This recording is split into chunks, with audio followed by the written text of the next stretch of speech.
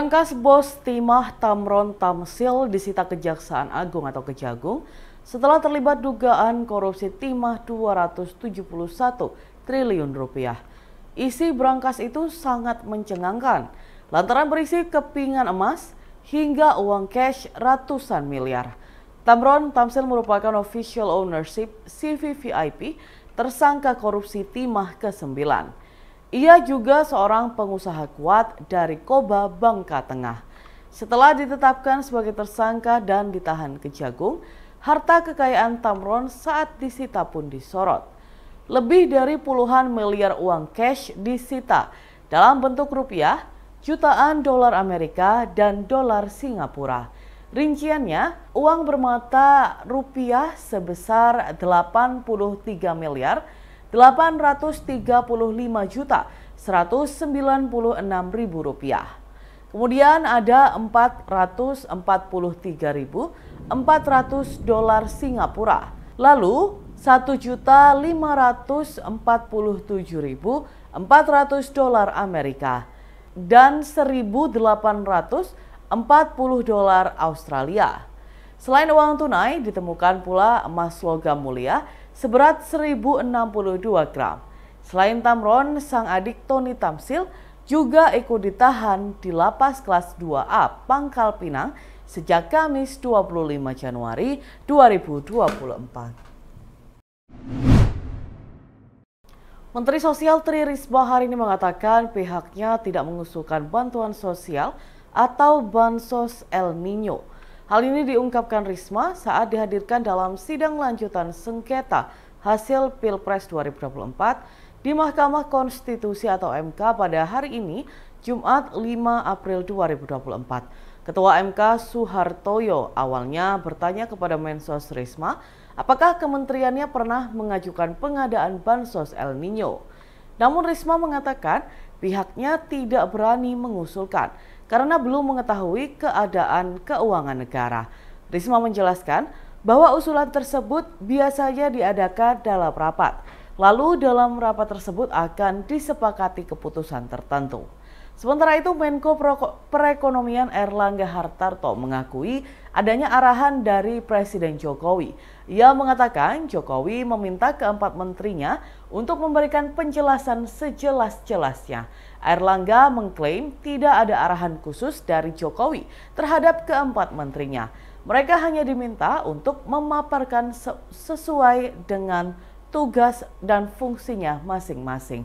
Sebagaimana diketahui, 4 Menteri Kabinet Presiden Jokowi dipanggil ke MK hari ini dalam sidang lanjutan sengketa Pilpres 2024. Keempat menteri itu adalah Menteri Koordinator atau Menko Bidang Pembangunan Manusia dan Kebudayaan Muhadjir Effendi, Menko Perekonomian Erlangga Hartarto, Menteri Keuangan Sri Mulyani Indrawati, dan Menteri Sosial Tri Risma hari ini.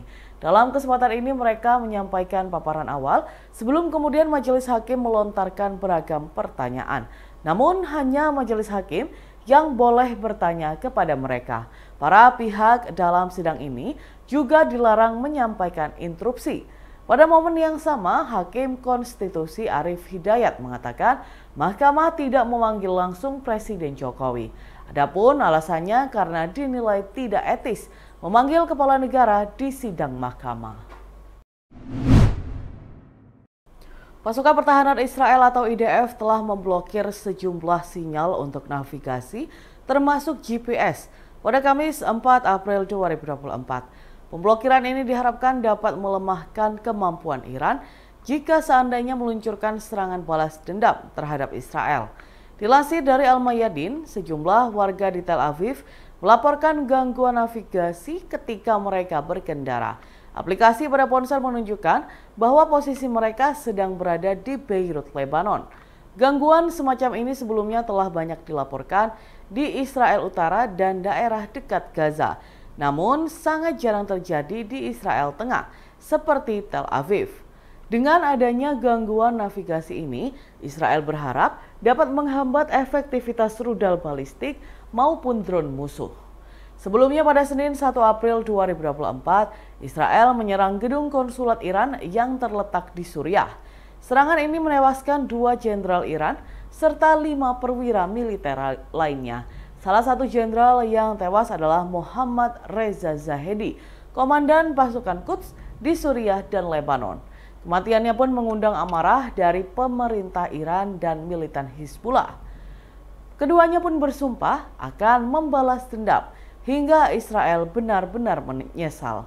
Belakangan, militer Israel telah meminta pasukan tempurnya yang cuti untuk kembali bertugas. Jika seandainya terjadi serangan mendadak, mereka sudah siap siaga. Pemudik dari Bali tujuan Jawa via jalur laut mulai meningkat mendekati puncak arus mudik. Pada hari Kamis hingga Jumat tertanggal 4 hingga 5 April 2024, jumlah penumpang di pelabuhan naik signifikan dibanding hari-hari sebelumnya. Data dari ASDP Indonesia Ferry Cabang Ketapang menunjukkan jumlah penumpang yang menyeberang ke Jawa hingga Kamis tercatat 3.994 orang. Mayoritas penumpang adalah pemudik yang menaiki kendaraan pribadi, baik sepeda motor maupun mobil. Jumlah penumpang pada hari itu merupakan yang tertinggi selama arus mudik tahun ini. Diperkirakan jumlah penumpang masih akan bertambah pada puncak arus mudik di hari Sabtu hingga Minggu, tertanggal 6 hingga 7 April 2024. Putra, salah satu seorang pemudik baru bisa menyeberang ke Banyuwangi setelah menempuh perjalanan berjam-jam menaiki sepeda motor dari Denpasar. Ia yang hendak mudik ke Jember sengaja pulang pada H-5 Lebaran dan berharap perjalanan lebih lancar karena belum memasuki musim puncak arus mudik. Kapolsek kawasan Pelabuhan Tanjung Wangi, Ibtu Heru Slamet Haryanto mengatakan, kondisi jalur utama di Banyuwangi tergolong lenggang, tak ada kemacetan di simpul-simpul jalur utama.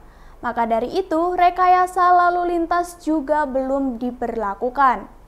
Heru mengungkapkan, untuk kondisi penyeberangan di pelabuhan arus kedatangan pemudik dari Bali cukup padat mendominasi, dan untuk arus ke arah Bali masih landai, sehingga membuat 4 kantong parkir yang disiapkan belum terpakai.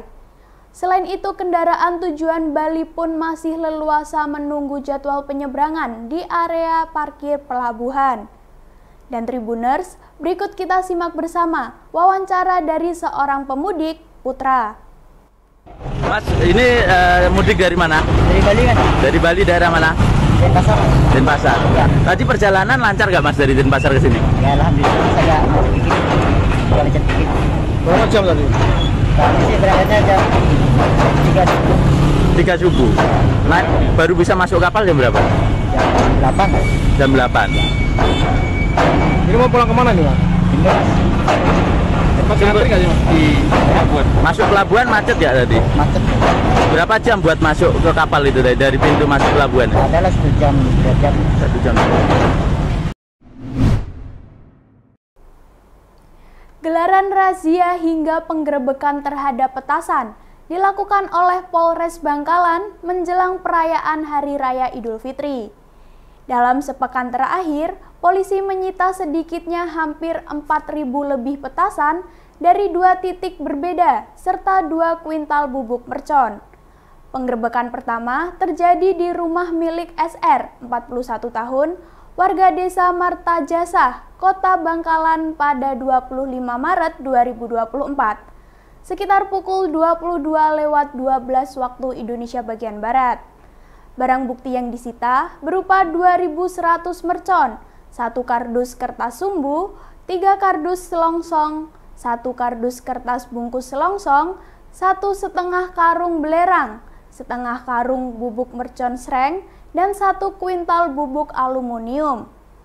3 hari kemudian, personil opsional Satreskrim Polres Bangkalan melakukan penangkapan kepada seorang remaja pembeli mercon berinisial MH, 19 tahun, warga Kecamatan Kamal saat dirinya melintas Jalan Raya Desa Pangpong, Kecamatan Labang. Kapolres Bangkalan, AKBP Febri Isman Jaya mengungkapkan, dari tangan MH pihaknya menyita barang bukti berupa 1 bungkus serbuk berwarna silver, seberat sekitar setengah kilogram.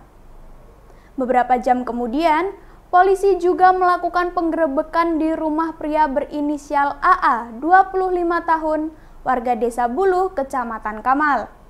Dari penggerebekan itu, pihak kepolisian mengamankan barang bukti sebanyak 1.648 buah petasan setengah jadi, 2 buah karung berisikan serbuk berwarna hitam, masing-masing sebanyak setengah karung.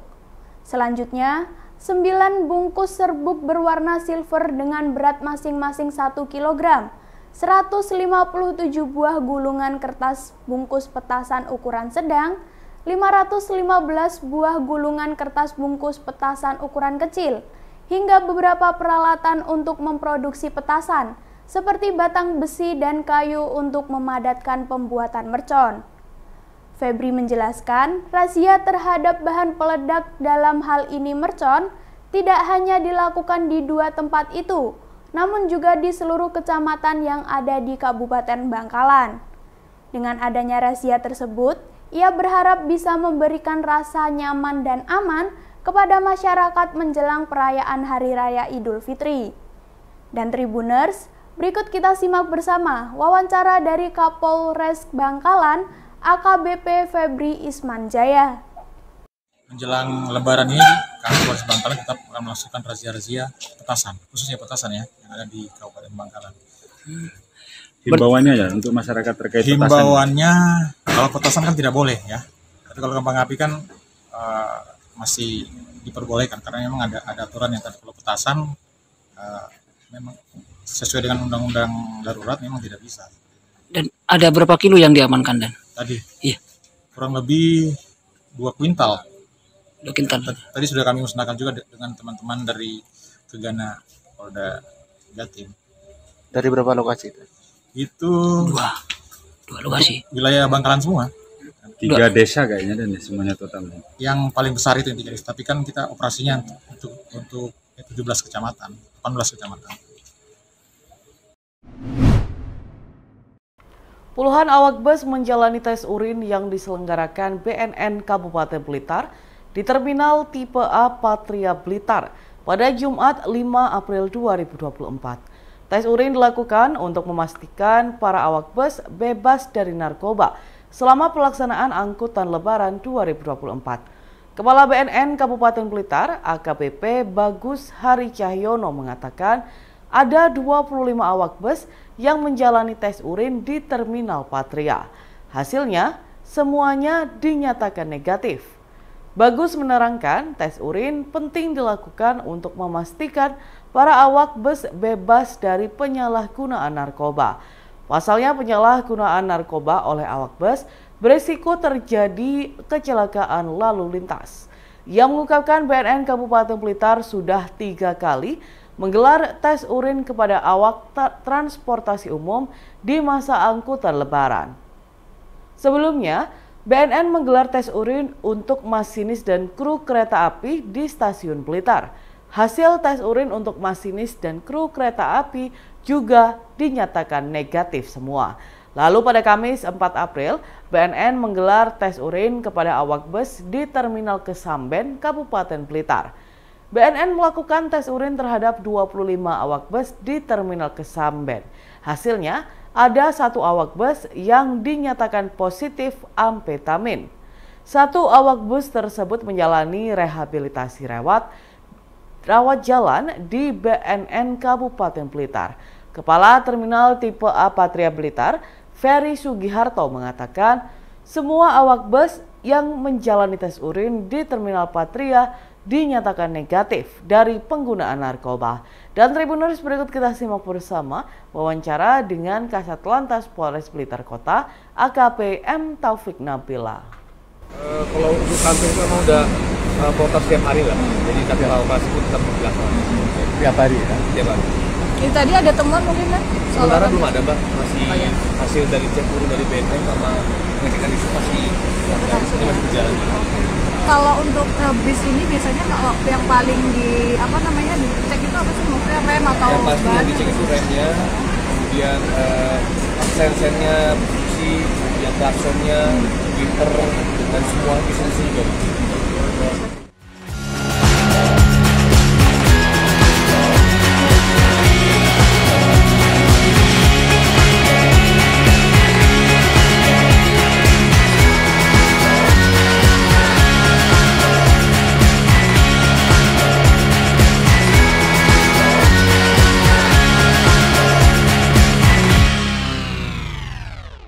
Download Tribun X sekarang. Menghadirkan lokal menjadi Indonesia.